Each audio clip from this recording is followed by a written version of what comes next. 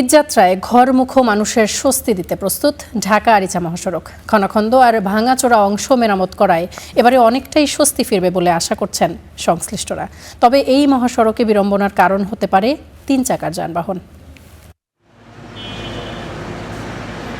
ঢাকা আরিচা মহাসড়ক রাজধানীর সঙ্গে দেশের দক্ষিণ পশ্চিমাঞ্চলের 21 জেলার মানুষের যাতায়াত এই পথ দিয়ে।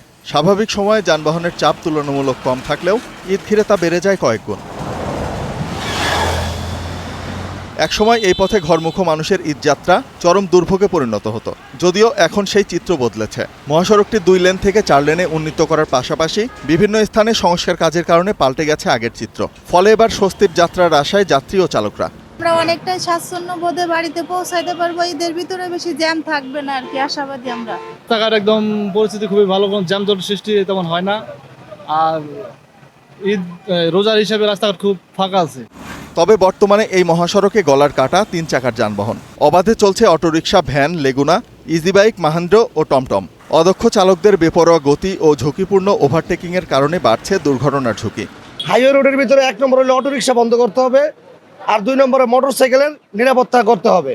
মোটরসাইকেল ফুরুত ফারুত ঢুকে দেয়, আর অটোরিকশার জন্য গাড়ি চালানো যায় না। এই অটোরিকশা সিএনজি গুলারে আপনি হাইওয়ে রোডের থেকে উঠাই দিতে হবে।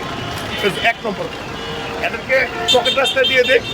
পুলিশের দাবি, অবৈধ যানবাহন বন্ধে মহাসড়কে নিয়মিত অভিযান চলছে।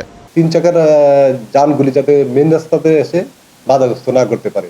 আমাদের যে সাবওয়েগুলিতে রয়েছে বা বিশেষ করে ফিডার যে রাস্তাগুলি রয়েছে, ফিডার রাস্তাতে আমাদের ট্রাফিক থাকবে, তারা যাতে মেন রাস্তায় প্রবেশ করে বাধাগ্রস্ত মেন গাড়িকে বাধাগ্রস্ত না করতে পারে। 2015 সালে ঢাকা আরিচা মহাসড়ক সহ দেশের 22টি মহাসড়কে 3 চাকার যানবাহন চলাচলের নিষেধাজ্ঞা দেয় হাইকোর্ট।